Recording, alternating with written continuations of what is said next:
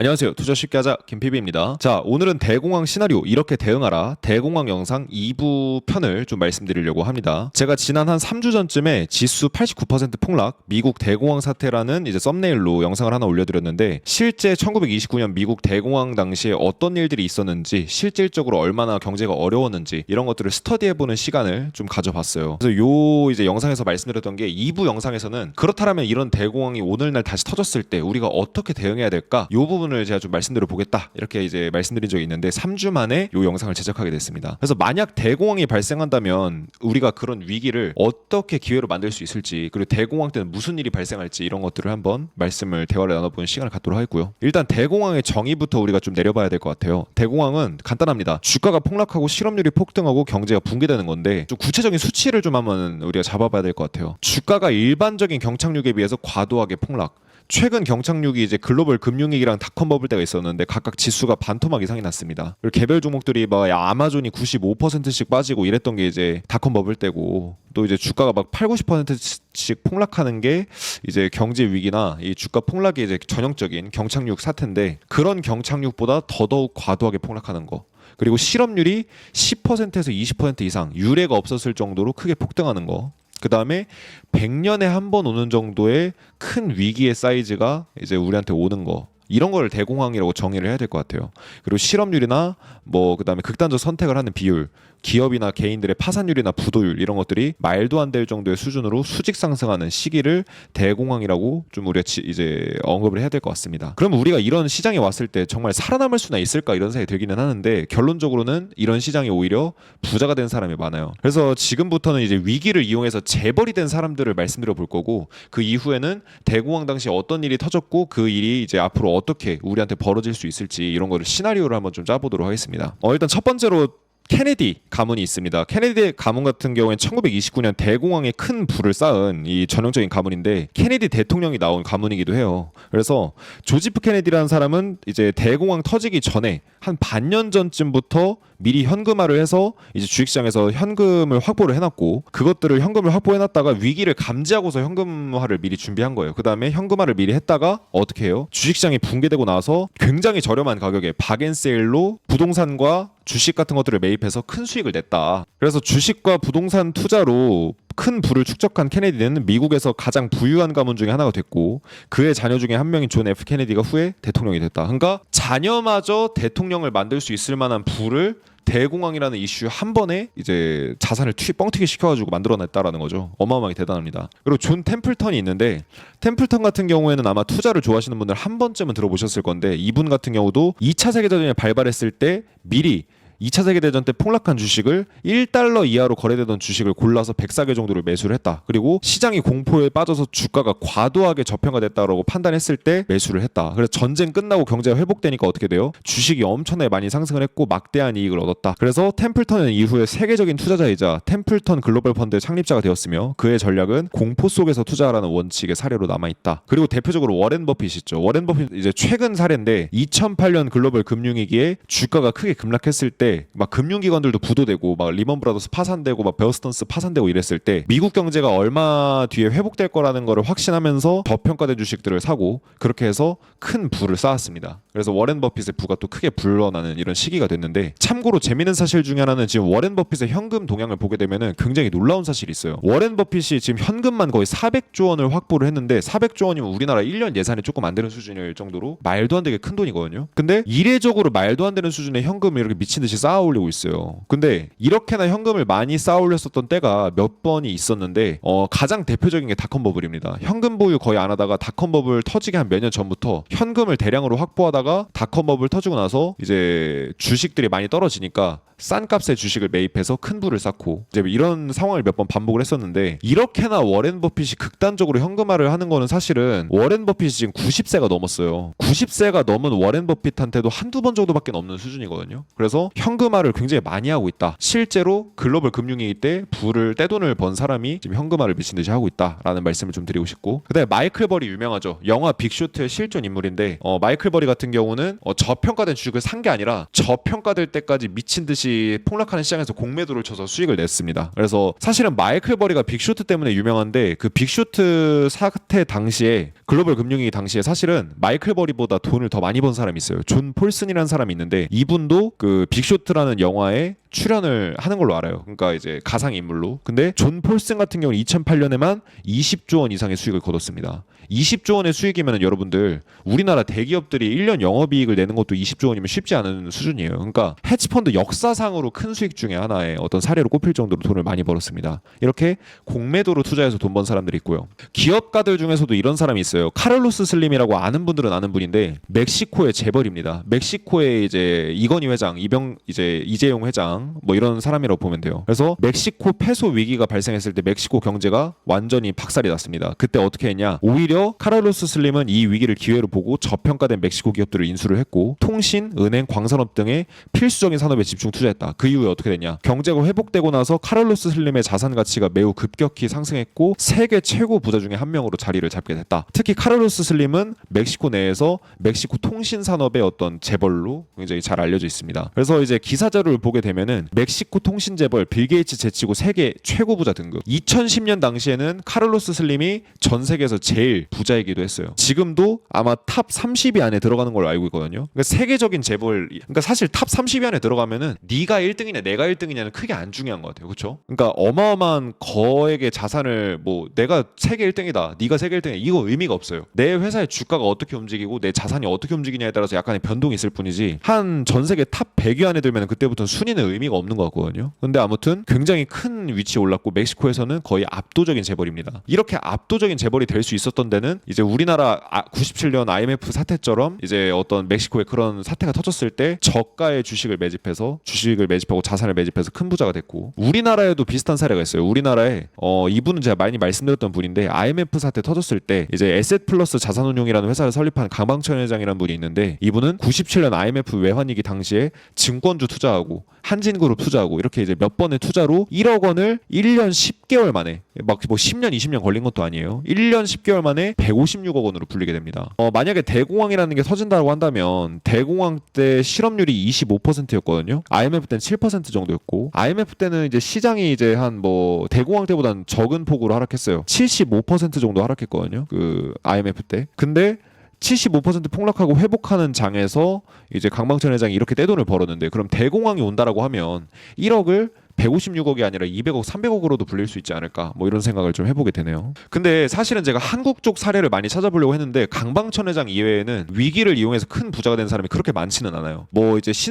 신세계그룹이라던가 뭐 부영그룹 이런 이제 몇 가지의 대기업들이 투자는 아니지만 부동산이나 이런 것들을 싸게 매입을 해서 뭐 외환위기 때나 금융위기 때나 뭐 이런 때 큰 위기가 발생했을 때 부동산을 대거 매입을 해서 재벌이 된 이런 이제 대기업들은 있어도 주식에 투자해서 재벌이 된 이런 사례는 거의 드물더라고요. 슬픈 사실은 이런 사례에 대해서 한국인이 거의 없다는 게 사실 조금 이제 슬픈 사실입니다. 하지만 어쨌든 크고 작은 성공 사례들이 이 사람들은 굉장히 큰 성공을 한 사례들이고 자기 자녀를 대통령으로 만들고 자기가 세계적으로 위대한 투자가가 되고 이 정도 수준이 아닐지 몰라도 뭐 멕시코의 최대 재벌이 되고 그렇지 않더라도 곳곳에는 크고 작게 위기를 대비한 사람들은 동네 지역 유지 정도는 할 수 있었다라는 거예요.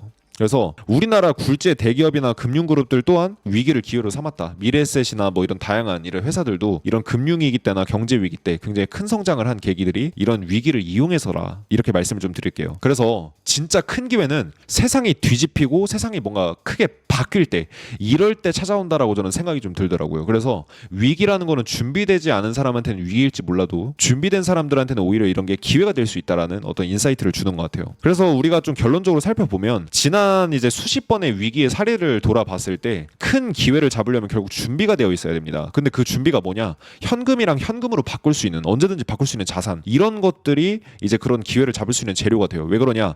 아까 말씀드렸던 뭐 카를로스 슬림 뭐 비롯해서 뭐 워렌 버핏이나 뭐 존 템플턴, 케네디 가문 이런 사람들을 보게 되면 결국은 굉장히 크게 폭락해서 박앤세일된 주식이랑 부동산을 이제 대공황 같은 거나 경제 위기가 터지면 어쨌든 주식이나 부동산 같은 게 되게 싸게 나옵니다. 그럼 이렇게 싸게 나온 것들을 뭐 10억이던 부동산이 3억이 되고 100만 원이던 주식이 3만 원, 5만 원, 10만 원에 거래가 될 때 굉장히 싸게 사두면 10년, 20년이 걸리더라도 어쨌든 이게 원래의 가치로 돌아오기 때문에 그렇게 큰 급등을 했을 때 내 자산도 크게 퀀텀 점프를 할 수 있는 것 같거든요. 근데 그런 걸 하려면 결국 현금이 있어야 돼요. 그래서 위기가 올 당시에 자산들을 갖고 있었던 사람은 거지가 되거나 아니면은 부를 다시 회복하는데 오랜 시간이 걸린 데 반해서 그 상황에 미리 현금을 갖고 있다가 자산을 갖고 있던 게 아니라 자산을 사들인 사람, 그 타이밍에 사들인 사람들만이 재벌이 되고 멕시코나 뭐 미국 이런 국가를 주름잡는 수준의 어떤 큰 부를 거머쥘 수 있는 계기를 잡은 것 같습니다. 그러면은 우리가 대공황이라는 게 실제로 우리 세상에 21세기에 터진다라고 했을 때 어떤 일들이 발생할 수 있을까? 이런 것들을 우리가 한번 좀 고민을 해보려고 한다면 대공황 당시에 무슨 일이 있었는지부터 좀 알아봐야 될 것 같아요. 그래서 제가 이제 시기별로 좀 말씀드려 볼 건데 일단 다우지수가 이제 대공황 때 고점 찍고 빠지기 시작했던 때 고점으로 한창 향해 달리다가 빠지기 시작한 막 첫 스타트 지점을 좀 한번 말씀드려 볼까 합니다. 참고로 이때 당시에 이제 폭락이 이만큼 여기부터 여기까지 쭉 이루어졌는데 요때만 지수가 50%가 폭락을 했어요. 2달 정도 만에. 자, 그래서 그때 상황을 좀 이제 정리해서 좀 말씀드리면 1929년 당시에는 경제가 이제 최고점을 찍고 다우지수가 미친 듯이 올라가는데 왜 올랐냐? 신용거래, 대출 자본에 의한 상승. 그러니까 이제 사람들이 돈을 싸들고 와가지고 종잣돈에다가 뭐 사돈의 8촌에 돈 빌리고 은행에도 돈 빌리고 해가지고 빌린 돈으로 미친 듯이 투자를 했을 때 이게 절정에 달했을 때 이제 버블이 터졌습니다. 그래서 위기의 직전에는 어떤 특징이 있냐면 레버리지 투기. 그러니까 돈을 그냥 자기 돈만 투자하는 게 아니라 남의 돈 빌려서 투자하고 이런 것들이 극대화되는 시장이 보통 위기 직전의 신호인 것 같아요. 그리고 개미들이 주식 열풍이 엄청나게 불어닥칠 때 이럴 때가 이제 위기의 신호 중에 하나지 않나 이런 생각이 좀 들고요. 그리고 이 위기가 시작되는 지점을 한번 보게 되면은 위기가 시작될 당시에는 막 주식시장이 하루에도 11%, 막 13%, 12%씩 폭락을 해요. 근데 제가 지난 경착륙 당시를 100년 동안의 데이터를 찾아봤는데 주가의 데이터를 봤을 때 지수가 하루 동안 4% 이상이 하락한다. 그러면은 대공황 같은 게 다가오고 있을 가능성이 굉장히 높다라는 걸 알게 됐습니다. 왜냐면은 상승할 때는 시장이 안정적으로 상승을 하고요. 하락할 때는 굉장히 변동성이 크게 떨어지는 특징이 있기 때문에 올라가는 폭이든 떨어지는 폭이든 일단 커진다라는 것 자체가 즉 위로 아래로 요동을 치는 이 변동성 자체가 커지는 것 자체가 어떤 하나의 시장의 붕괴 신호로 작용을 했더라. 이렇게 좀 찾아보니까 그런 결과를 알 수 있었고요. 그 다음에 그 이후로 1929년 11월에서 12월에 주가가 쭉 이제 폭락하다가 좀 진정되는 듯 하더니 바로 쭉 폭락해서 미친 듯하게 곤두박질 쳤다. 연말까지 몇 달 동안 40% 이상 폭락했고 많은 투자자들이 그 한 번의 폭락으로 싹 다 파산한 데다가 금융기관들은 대출 상환에 실패하는 고객들이 너무나 많아지면서 금융기관들이 부실화되기 시작을 했다. 왜냐? 은행들은 돈을 빌려줘서 이자를 받아먹고 삽니다. 예대마진으로 먹고 살죠. 그게 주수입원입니다. 근데 돈을 빌려줬는데 상대방이 돈을 못 갚아요. 근데 10명 중에 1명이 못 갚으면 은행이 유지가 되는데 10명 중에 3명, 4명이 못 갚으면 은행이 유지가 안 되거든요. 그러니까 그렇게 이제 대출들이 부실화되면서 부실 채권들이 늘어나면서 갑작스럽게 은행들의 부실화도 심각해졌고 투자자들이 망하니까 자연스럽게 은행도 망하는 이런 상황이 벌어지게 됩니다. 그래서 뱅크런 같은 것도 터지면서 은행들이 파산을 하게 돼요. 그래서 은행이 부도된다라는 거는 굉장히 중요한 시그널이구나. 이거를 우리가 좀 스터디를 해볼 수가 있고요. 두 번째는 다우지수가 이제 1930년에 쭉 폭락했다가 다시 반등을 했을 때 얘기입니다. 이때가 이제 1월에서 4월 정도 이제 봄 시즌이거든요. 그래서 경기 침체가 본격적으로 시작이 되고 실업률이 올라가는 시기가 됐습니다. 그래서 연초에 주식시장이 잠시 회복세를 보였는데 데드캣 바운스였어요. 올라가다 다시 떨어지는. 그래서 경기가 곧 회복될 거다. 경제학자들이랑 정부 관계자들 그다음에 미국 당시의 대통령도 경제가 근본적으로 건강하다 이렇게 얘기를 했어요. 근데 실질적으로 어떻다? 박살이 나버렸다. 그러니까 우리가 여기서 알 수 있는 교훈 중에 하나는 정부 관계자나 경제학자 이런 사람들 말 들으면 안 된다는 거예요. 결국 데이터를 통해서 우리가 사실들만을 보고 판단을 해야 되는 게 가장 중요하다라는 생각을 저는 합니다. 그래서 사람들의 낙관론은 그저 말뿐이었다. 실제로 데이터를 봤을 때는 경제는 여전히 안 좋아지고 있었다. 그러면은 이제 산업 생산이나 소비자 신뢰 지수가 약세를 보였다라고 얘기를 하는데 그러면은 실제 경제 상황 현재 이 당시에 얘기했던 대로 그럼 현재 산업 생산과 소비자 심리 지표를 한번 보면은 재밌을 것 같아요. 그렇죠? 지금 현재 산업 생산 지표를 보게 되면 인더스트리얼 프로덕션이라는 지표가 있는데 이 지표를 보게 되면은 경제가 좋을 때는 이 지표가 올라가는 특징이 있고 경제가 안 좋아지기 시작하면 이 지표가 떨어지는 특징이 있어요. 그래서 닷컴 버블 2000년대 닷컴 버블 터졌을 때 보면 이 지표가 떨어지다가 슉 빠지면서 이 검은색 선인 0포인트를 돌파하면서 닷컴 버블 터졌고요. 글로벌 금융위기도 0포인트 뚫어주면서 금융위기 터졌습니다. 그리고 코로나 쇼크 때도 마찬가지고요. 중국 제조업 위기 때도 마찬가지였어요. 근데 지금 이 산업 생산량이 고점을 찍고 떨어지는 추세로 가고 있습니다. 그래서 이 추세가 그대로 유지된다라고 하면은 추세가 유지된다라고 했을 때 반드시 명심하셔야 돼요. 추세가 다시 회복될 수도 있는 거니까. 유지된다라고 했을 때는 2025년 1, 2분기 정도에 이 지표가 하방으로 전환을 하게 되고, 보통 이 지표가 하방으로 전환을 하는 시점에는 지수가 무너지거나 무너지기 시작하거나 이미 무너지고 있는 과정인 가능성이 높더라. 프레드라는 이제 세인트루이스 연준 아마 사이트일 건데 여기 들어와서 보시면 다 나와요. 그래서 산업생산 지표의 수십 년간의 통계를 봤을 때 이 지표가 떨어지면 안 좋은데 이미 산업생산은 지금 하락을 하고 있다. 경제 활성화가 많이 좀 죽어가고 있다는 거 확실히 알 수가 있고요. 그 다음에 미시간대 소비자 심리 지수를 한번 봤는데, 소비자 심리 지수가 지금 금융위기 이래로 최저치 수준까지 찍었다가 지금 살짝씩 반등을 하고 있어요. 그래서 우상향을 하고는 있기는 합니다. 과거 통계로 봤을 때는 상당히 이제 낮은 수준이기는 하지만 여전히 소비자 심리가 이제 바닥에서 반등을 하고 있는 상황이긴 합니다. 그래서 소비자들의 심리 자체는 나쁘지 않은 것 같다라고 확인을 했는데, 컨퍼런스 보드에 소비자 신뢰 지수라는 게 있어요. 여기서 기대 지수에서 현황 지수를 뺀 지표가 있습니다. 이게 뭐냐면은 소비자들이 경제에 대해서 기대하는 거에 비해서 결과물이 별로 안 좋을 때 이 지표가 올라가기 시작하거든요. 근데 실업률이랑 같이 보게 되면은 이 지표랑 실업률이랑 같이 움직여요. 근데 재미있는 사실은 이 지표가 종종 먼저 올라가면서 실업률이 터지는 경향이 있습니다. 그래서 이 지표가 먼저 찍고 올라가면 실업률도 같이 올라가는 이런 특징들을 간혹 보이고는 하는데, 지금 이 지표가 바닥을 찍고 이렇게 올라가기 시작을 했어요. 저는 사실은 이 지표가 정말 적중률도 높고 중요한 지표라고 생각을 하는데, 이 지표가 바닥 찍고 올라가면 되게 안 좋은 신호거든요. 근데 지금 바닥 찍고 올라가기 시작을 했습니다. 실업률도 조금씩 찌급찌급 올라가고 있죠. 그래서 소비자들의 기대치는 높은데 현재 경제가 상황이 그러다지 좋지가 않을 때 이 지표가 급등하기 시작하는데, 이 지표는 참고로 바닥에서 한번 급등하기 시작하면 멈추지를 않습니다. 한번 상승하기 시작하면 쭉 올라가면서 그냥 바로 경제 침체 터져버리고 실업률 터지고 이런 일들이 벌어지게 돼요. 근데 지금 바닥에서 스물스물 올라오다가 쭉 이제 급등하기 시작했거든요. 그래서 앞으로 어떻게 될지 좀 보면 재밌을 것 같고, 이 지표가 바닥에서 급등을 하기 시작하면은 6개월 내에는 경제 위기나 주가 폭락이 시작이 됐었습니다. 그래서 저는 이 지표가 언제 움직이나를 기다리고 있었는데 이제 막 움직이기 시작하더라고요. 그래서 내년 상반기가 되게 우리한테는 조금 이제 시험의 계기가 되지 않을까 싶고요. 그다음에 이제 대공황 때 1930년에 4월에서 12월 당시에 이제 지수가 두 번째 파동으로 폭락을 했을 때 당시에 한번 사례들을 보겠습니다. 이때부터는 이제 본격적으로 위기가 이제 좀 가시화되기 시작을 하는데, 재밌는 사실 중에 하나는 호손 스무트 할리 관세법이라는 게 통과가 됐대요. 이게 뭐냐면은 관세를 높게 부과하는 거래요. 슈퍼 아메리카 정책이죠. 높은 관세를 부과해서 이제 미국에서 어떤 물건을 들여온다라고 하면은 다른 나라들이 미국에다 수출을 한다? 그럼 여기다 세금을 더 많이 붙이는 거예요. 원래 100원짜리 물건에 세금 10원 붙여서 미국에서 110원에 팔리게 이제 해놨는데 여기다 세금을 더 붙여버리는 거예요. 그러면은 물건이 더 미국에서 비싸게 팔리니까 사람들이 굳이 외국 물건 안 사고 자국민의 물건을 사겠죠. 그래서 자국민을 보호하고 자국 기업들을 보호하려는 정책입니다.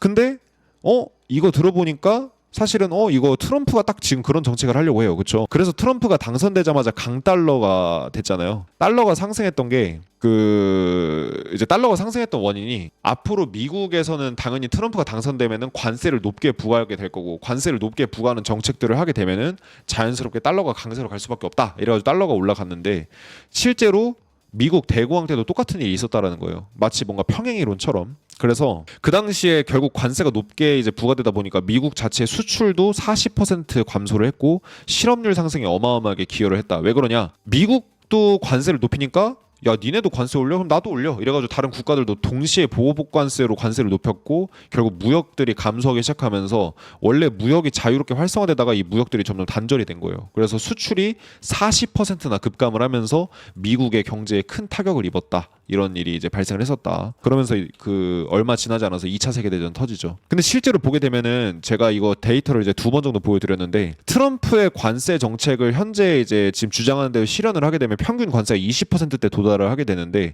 현재 관세 수준은 5%가 채 안 돼요. 그러니까 관세를 그냥 4배 이상으로 이제 불리겠다는 거거든요. 근데 그 관세가 어느 정도로 많이 올라가는 거냐면 1929년 대공황 이후로 가장 높은 관세를 부과하는 정책입니다. 그래서 실제로 이제 대공황의 상당히 위기에 기여를 했던 게 이 높은 관세 덕분인데, 트럼프가 관세를 높게 부과하게 되면은 이런 상황이 이제 맞닥뜨려지게 되는 거예요. 그럼 이제 트럼프가 재물이 되겠죠. 경제 위기가 온 건 트럼프 때문이다. 이렇게 되는 거예요. 사실 경제라는 거는 대통령도 막을 수 없는, 미룰 수는 있어도 막을 수는 없는 게 이제 바로 이제 경제 위기인데, 왜냐면 경제의 이 사이클 자체는 이 정치나 이런 것들보다 저는 훨씬 더 크다고 생각을 해요, 개인적으로. 그래서 경제 트렌드 자체를 막을 수는 없습니다. 지연시키거나 조금 흐름을 틀을 수는 있어도. 그래서 무슨 얘기가 나오냐면, 그 바이든 대통령이 이제 계략이 있다. 어떤 계략이냐? 트럼프를 의도적으로 당선을 시켜가지고 트럼프가 아예 경제를 망가뜨린 것처럼 보이게. 어쨌든 트럼프가 집권하고 나서 경제가 망가지게 되면 다 트럼프 탓할 거 아니에요. 사람들은 왜냐면 경제 시스템이나 이런 건 관심이 없고, 그냥 네가 대통령인데 지금 네가 경제가 망했으니까 너 때문이야, 이렇게 지금 몰아가기가 딱 좋은 상황이 됐거든요. 그래서 지금 이제 민주당의 계략이다, 트럼프가 당선이 된 게, 이런 얘기가 좀 있습니다. 아무튼 지금 트럼프의 관세 정책이 실현이 되게 되면 세계 대공황 직전 수준의 관세에 도달을 하게 됩니다. 그러고 나서 이제 1930년 7월에서 12월에 하반기엔 어떤 일이 벌어지냐? 은행들의 파산이 엄청나게 증가를 해서 여름부터 그러니까 경제가 박살나고 주가가 박살나니까 그때부터 은행 파산이 늘어나기 시작해요. 그래가지고 연말까지 1,300개 정도의 은행이 파산을 했고, 금융 시스템 리스크, 거의 금융 시스템이 붕괴되다시피 할 정도. 그다음에 실업률이 그때 당시에도 9%, IMF 당시에 7%라고 말씀드렸잖아요. IMF 때 최고점의 실업률이 7%였는데 연말에 9%를 기록하게 된다. 근데 아직도 주가가 한참 더 빠질 구멍이 한참 남았는데 이때만 해도 이런 일이 터졌다라는 거예요. 그래서 부실 대출 터지면서 은행들 파산하고 실업률 급증하고 이런 일이 벌어졌습니다. 그 이후에도 은행들이 똑같이 붕괴되고 뱅크런 사태 터지고 막 은행 통장 사고 팔고 하는 일도 벌어지고 이러면서 은행이 전체적으로 문을 닫아버리고, 아예 나라가 계엄령 선포하듯이 해가지고 은행들도 싹 다 문 닫아버리고 이런 일이 벌어졌는데 지수가 이렇게 쭉 빠지게 돼요. 그러면서 대공황이 지속되는 현상이 벌어지는데, 제가 이런 사례들을 보고 나서 느낀 게, 여러분들 비슷하게 생각하실 텐데, 대공황의 전조 증상이 뭐냐? 대공황이 딱 고점에서 빵 터지기 직전에 이때 무슨 일이 있냐면은, 고점에서 과도한 투기 심리, 레버리지, 낙관론 이런 것들이 굉장히 심하더라, 이런 얘기들을 이제 하고 있습니다. 그리고 경제 데이터로 봤을 때 데이터가 확실하게 악화되고 있는데 정부 관계자들은 뭐라 그래요? 문제 없다, 노프라블럼이다, 이렇게 얘기를 하는 거예요. 근데 실제로는 문제가 있는 거죠. 근데 사실은 이런 거예요. 어떤 학생이 저는 공부를 열심히 하고 있어요 말은 하는데 성적은 자꾸 빵점 맞고 10점 맞아와요. 그럼 이 학생은 공부를 열심히 하는 걸까요, 안 하는 걸까요? 데이터가 알려주잖아요.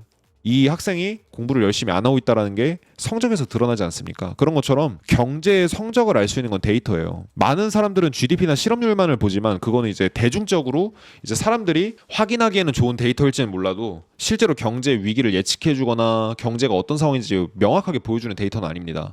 왜냐하면 GDP나 실업률은 시장이 꺾이고 나서 다우지수가 이제 떡락을 하고 그래야지 GDP가 나중에 이때서부터 갑자기 안 좋아지기 시작해요. 그러니까 후행성의 지표이기 때문에 선행성인 지표들을 봐야 되거든요. 예를 들면 대표적인 것 중에 하나가 졸트 지표가 있는데, 미국에 이제 9인 이직 보고서가 있습니다. 이 지표가 이제 대표적인 어떤 선행 지표 중에 하나인데, 2000년 닷컴 버블, 2008년 글로벌 금융위기가 이때쯤에 터졌는데, 이때쯤 터졌죠. 근데 금융위기 터지기 전부터 고용, 노동 보고서 악화되고 나서, 9인 이직 보고서 악화되고 나서 그 다음에 이제 경제 위기가 터져요. 코로나 쇼크 때도 코로나 쇼크 터지기 전에 미리 이 지표가 떨어집니다. 그래서 사람들이 일자리를 점점 잃고 해고당하고 이런 것들이 많이 이제 벌어지게 되면 그때부터 경제 위기가 시작되고 주가도 폭락을 하게 되는데, 지금 2021, 2년 정도를 기점으로 졸트 지표가 계속 악화되고 있어요. 과거에 비해서는 여전히 높은 수준의 이제 일자리, 적은 해고율 이런 것들이 나타나고 있기 때문에 아직까지는 경제가 버텨줬을지 몰라도 이제는 코로나 쇼크 터졌었던 때 당시 수준까지 떨어졌습니다. 그래서 이제 사람들의 일자리가 점점 많이 줄어들고 있다는 게 경제상에서 뚜렷하게 데이터로 보이고 있어요. 그래서 사실은 노동시장은 지금 천천히 안 좋아지고 있다라고 봐야 됩니다. 그러니까 우리가 많은 분들이 이렇게 생각한다는 거예요. GDP가 망가지고 실업률이 망가져야지만 그때서야 이제 체감을 하는 게 일반 사람들의 생각인데, 그러면은 여러분들이 폐암이나 어떤 뭐 대장암 이런 거에 말기가 됐을 때 그때서 이제 내가 병을 치료해 보겠다, 그때는 당연히 늦겠죠. 그런 것처럼 암이 발병을 하지 않고 종양만 발견됐을 때부터 우리가 대응을 하고 미리 건강검진을 빠르게 하고 이렇게 좀 대응을 미리미리 해야 됩니다. 그러니까 우리가 뭐 폐렴이나 이런 병들, 일부 병들이 되게 무섭다는 게 뭐냐면 합병증을 유발하고 자칫 잘못하면 사망에 이르게 할 수 있는 병의 시작점이잖아요. 그런 것처럼 지금 경제는 합병증이 이제 막 시작되려고 하는 상황인데 아직까지는 당뇨는 맞아도 당뇨 초기잖아. 아직까지 합병증 안 생겼잖아. 합병증 생기면 그때 확인할게. 이런 식으로 이제 세상을 바라보고 있는 사람들이 대부분이거든요. 그래가지고 그런 것들을 조금 이제 미리미리 건강검진을 해야 되는데 경제의 건강검진은 오로지 데이터를 통해서 판단할 수 있어서 저는 그렇게 좀 생각을 합니다. 그래서 위기가 당장 터진다라는 얘기가 아니라 위기가 다가오고 있다. 근데 상당히 코앞에까지 다가오고 있는 거는 맞는 것 같다. 이런 식으로 좀 우리가 해석해 볼 수가 있겠고 미국 대공황 때 이제 주의해야 될 점 중에 하나가 뭐냐면 1929년부터 32년까지 1000일 정도의 기간 동안 다우지수가 어떻게 빠지냐면 이렇게 8번의 파동을 그리면서 빠져요. 주가가. 그 다음에 한 번 급등을 해주고 저점을 높이고 나서 이중바닥 형태로 이제 쭉 급등을 하게 되거든요. 그래서 3년 동안 8번의 하락 파동이 있었기 때문에 만약에 여러분들이 대공황을 기다렸다 하더라도 이런 시기에 잘못 들어가시는 거를 이제 조심하셔야 돼요. 그러니까 현금 보유만 해야 되는 게 아니라 현금 보유를 하고 잘 기다렸다가 정말 명확하게 확실한 시점이 됐을 때만 이제 그때 주식을 사야 된다라고 저는 생각을 합니다. 저는 이제 개인적으로 이거는 제 원래 이제 그냥 제 생각 중에 하나인데 대공황 같은 게 실제로 터졌을 때 이런 전조 증상들 실제로 시장이 회복하는 전조 증상이 뭐냐면은 마지막 파동에 하락에서 50% 이상 회복하는 상승이 나왔을 때 이때가 저는 바닥 신호의 1차적인 신호이지 않을까 싶어요. 왜냐하면 대공황 때 터질 때 이제 차트의 패턴을 보게 되면은 떨어져도 그 차트 떨어진 것의 절반을 회복해주지 못하고 다시 떨어져요. 계속. 그쵸? 근데 주가가 이 떨어진 것의 절반 이상을 넘어서는 흐름이 나왔다가 지지를 해주고 다시 반등하는 이때 대공황이 끝나는 타이밍이었거든요. 그래서 마지막 하락 파동, 하락을 하다가 중간에 50% 이상 이 하락폭의 50% 이상이 회복되는 중간값을 돌파하는 흐름이 나오게 되면은 그때 대공황이 끝나는 1차적인 신호이지 않을까 이렇게 가격 관점에서 좀 이렇게 해석을 해볼 수가 있겠고 위기의 규모가 클수록 기간이 오래 가고 이제 경제 위기가 좀 오래오래 지속되는 경향이 있는데 지금 현재 패턴에서의 경제 위기라고 한다면 굉장히 오래 크게 갈 가능성이 높아요. 그래서 3년 이상이 될 수 있을 가능성이 높은데 그 경제 위기 예측한 걸로 되게 유명하신 그 트럼프 당선 예측하신 그 되게 유명한 예언가분 있잖아요. 브랜든 빅스 그 교회 예언가분 있잖아요. 그분 영상 보면 4년이라고 얘기를 하잖아요. 근데 제가 봐도 대공황만큼의 어떤 큰 위기가 터지게 되면은 2년에서 4년 정도 이렇게 지속될 거라고 저는 보고 있습니다. 그래서 저점을 이렇게 높여갈 때가 오히려 이제 대공황 때의 기회이기 때문에 너무 섣불리 진입하시게 되면은 큰 화를 입으실 수 있기 때문에 그 부분도 우리가 대공황을 기다리는 분들은 그런 부분도 조심하셔야 된다. 특히 조급하면 어떤 일이 터지냐면은 주가가 쭉 폭락하다가 하나, 둘, 셋, 넷, 다섯, 여섯, 일곱, 8번의 하락을 하게 되는데 이 7번째 하락에서 요때 바닥을 잡게 되면은 이 하락을 다 피한 거잖아요. 그럼에도 불구하고 2년 동안의 하락을 피했음에도 불구하고 마지막 파동의 근처에서만 잡았더라 하더라도 180일 동안 46%의 폭락을 감당했어야 됐어요. 180일 동안 46%면은 거의 금융위기나 닷컴 버블 때 폭락을 그냥 두드려 맞는 수준이거든요. 그러니까 조급하면 큰일 난다는 겁니다. 주가가 떨어진다라고 해서 이제쯤 사면 되겠지 하고 딱 사버렸는데 그때가 바닥이 아니면 여러분들은 큰 돈을 잃게 돼요. 그래서 마지막 폭락 직전에 매수하더라도 180일 동안 내 주가가 내 주식이나 부동산이 뭐 내지는 내가 산 자산이 최소 반토막이 나는 거를 경험하실 수가 있습니다. 그래서 자산 가격이 바닥이 됐을 때를 기다리셔야 되는데 그러면 주가의 바닥 지점을 데이터로 알 수 있을까? 결론적으로는 저는 알 수 있다라고 생각을 합니다. 제가 이제 대표적인 지표를 하나 보여드리려고 하는데 제 수강생분들은 다 배운 지표 중에 하나인데 이 지표를 통해서 확인을 해보면 어떻습니까? 이 지표가 바닥 찍고 돌파할 때가 바닥 신호거든요. 확실하게 이게 S&P 500이에요. S&P 500인데 S&P 500이 주가가 바닥이 나오는 자리 이때 당시가 언제냐면은 글로벌 금융위기 때예요. 2008년 글로벌 금융위기 때 주가가 딱 바닥 찍고 올라가는 지점 어떻게 잡습니까? 이 지표가 노란선 뚫고 돌파할 때 그때가 정확하게 금융위기 바닥이었어요. 그리고 2011년 미국 이제 신용등급 강등되고 연착륙 이제 비슷하게 터졌을 때 주가가 폭락했었죠. 이때 바닥 어떻게 잡냐? 요 지표로 잡았습니다. 노란선 찍고 올라올 때. 그리고 코로나 쇼크 때 바닥도 요 지표로 노란선 뚫고 올라올 때 바로 잡을 수 있었고요. 2022년에 주가 폭락하다가 바닥 찍고 이때 당시 엔비디아랑 이런 주식들이 70% 막 60% 이렇게 빠졌었거든요. 비트코인도 막 70% 이상 하락한 걸로 알고 있는데 그때 비트코인이나 엔비디아 같은 것들 많이 빠졌을 때 언제 샀으면 되냐? 이 지표가 바닥 찍고 올라왔을 때 샀으면 됐어요. 그러면은 대시세의 바닥점을 잡을 수가 있었다. 요런 지표들을 제가 이제 10가지 정도를 갖고 있습니다. 시장이 바닥에 도달했다라는 명확한 증거들을 보여주는 한 10가지 정도의 방법이 있는데 그런 방법들을 제 수강생분들한테 일부를 풀어드렸어요. 그리고 전부 100%는 이제 제가 지금까지 찾은 지표로는 10가지가 좀 넘어요. 근데 그런 지표들로 바닥을 완전 폭락에 여기 정확한 바닥을 잡을 수는 없더라도 이 바닥의 90% 지점 정도까지는 잡을 수가 있다라는 겁니다. 그래서 데이터상으로 알려줄 때 들어가면 되지 굳이 무리하게 들어갈 필요는 저는 없다라고 생각을 해요. 결론적으로 말씀드리면 대공황이라는 게 만약에 터진다라고 한다면 저는 이렇게 생각합니다. 오늘 이 영상을 보여드린 내용과 이 시간은 사실은 우리가 어떤 큰 위기가 우리한테 닥쳤을 때 우리가 어떻게 대응해야 되는가를 한번 우리가 고민해 본 거거든요. 근데 실제로 이제 대공황이 오게 되면은 지금 현재 시점에서는 어떤 일이 발생할 거라고 생각이 드느냐.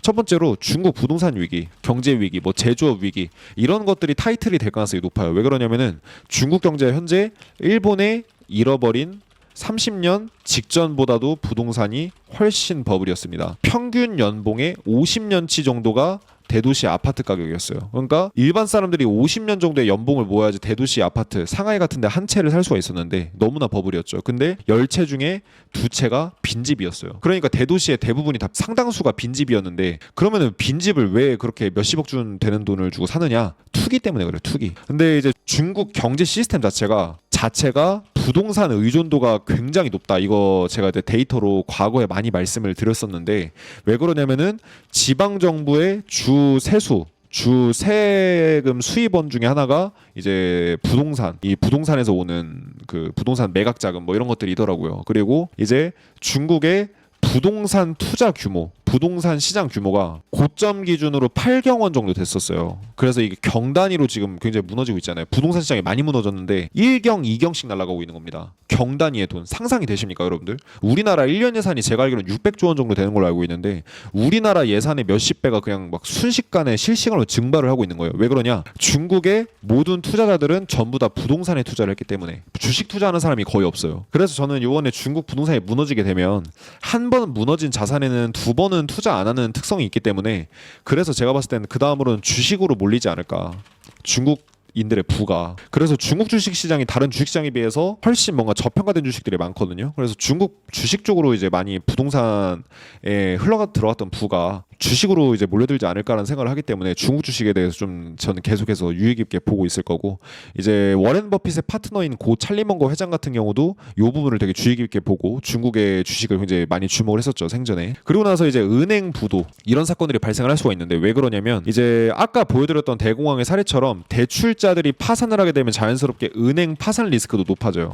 그러면은 지금 21세기에는 과거와는 다르게 연준이라는 것도 생겼고 뭐 이런저런 다양한 이유가 있지 않습니까? 이렇게 말씀하실 수가 있는데 참고로 이제 대공황이 터지던 금융위기가 터진 닷컴버블 터졌을 때마다 다 정부나 연준이나 다 대응을 했었어요. 근데 어떻게 돼요? 결국은 사건이 터지지 않습니까? 현재 21세기의 첨단 사회를 사는 현재에서도 아직까지도 은행에서 횡령 사건 사고가 일어나요. 이게 말이나 됩니까? 인간의 욕심은 우리가 시간이 지나도 변하지 않기 때문에 인간의 욕심 때문에 벌어지는 일들은 어쩔 수 없이 우리가 막을 수가 없다라는 게 저는 그게 본질이라고 생각을 해요. 그래서 아무리 어떤 위기가 와도 우리는 이제 막을 수가 없더라. 근데 이런 은행 부도나 이런 파산 같은 것들 이제는 더 이상 안 벌어질 거야라고 하지만 2023년 초에 미국 은행 파산 역대급 규모를 2, 3, 4위를 다 갈아치웠어요. 뭐 실버게이트부터 해가지고 뭐 실리콘밸리 은행 파산하고 이랬었는데 이미 2023년 초에 파산했을 때 미국 은행의 역사상 역대급 규모 2, 3, 4위를 다 갈아치웠을 정도로 파산이 급격하게 일어났는데 뭐 중국의 지방은행도 이제 두 군데 파산했고 이런 것들이 이제 2024년이나 5년에 뭔가 대공황 같은 것들이 많이 터진다. 뭐 내년 상반기라고 이제 많이들 얘기하니까 내년 상반기 정도에 터진다라고 한다면 이런 것들이 굉장히 많이 우리에게 큰 위기로 다가와서 은행뿐만 아니라 중소형 증권사나 보험사 이런 데도 되게 조심해야 돼요. 왜냐면은 상업용 부동산에 투자를 되게 많이 했는데 지금 미국의 공실률 심각한 데는 상업용 부동산이 공실률이 막 20%가 넘어가요. 그럼 100층 건물 중에 20층은 빈 건물이라는 거거든요. 그러니까 그 정도로 지금 상업용 부동산의 부실이 심각하고 막 마이너스 80% 90% 하락한 건물 매물도 나옵니다. 예를 들면 1000억짜리 빌딩이 100억에 팔리고 막 200억에 팔리고 300억에 팔리고 이런 일들이 벌어지고 있어요. 이것들이 결국은 어떻게 된다? 여기다 돈 빌려주는 게 어디예요? 은행, 증권, 보험사잖아요. 그래서 금융시장의 전반적인 시스템 리스크 높아질 수 있다. 그리고 세 번째로는 우리가 알만한 굴지의 대기업 기업들이 이제 특히 레버리지를 많이 쓴 들이 파산할 수 있다라는 생각을 합니다. 특히 이제 우리나라도 이제 외환 위기가 발생을 했을 때 제가 옛날에 이제 기업 흥망사에 대해서 이제 책을 한번 본 적이 있는데 정확하게 기억은 안 나지만 이제 대우그룹이 아마 제가 알기로는 레버리지를 굉장히 많이 쓴 기업으로 알고 있어요. 뭐 개중에는 어떤 분들은 정치권에 잘못 찍혀서 파산을 했다라고는 하지만 일단 뭐 얘기는 알 수가 없는 거고 일단 표면적으로 재무제표나 이런 것들을 봤을 때 대우그룹의 레버리지가 굉장히 심각했다라고 합니다. 그러니까 대우그룹이 남들은 이제 예를 들어서 자산이 100원이 있으면은 한 20원, 30원 빌려가지고 이제 사세를 확장한다라고 하면 대우그룹은 100원이 있는데 300원을 더 빌려가지고 빚을 미친 듯이 끌어당겨서 확산을 하는 정책을 했기 때문에 기업이 쉽게 부실해질 수 있었다. 왜냐?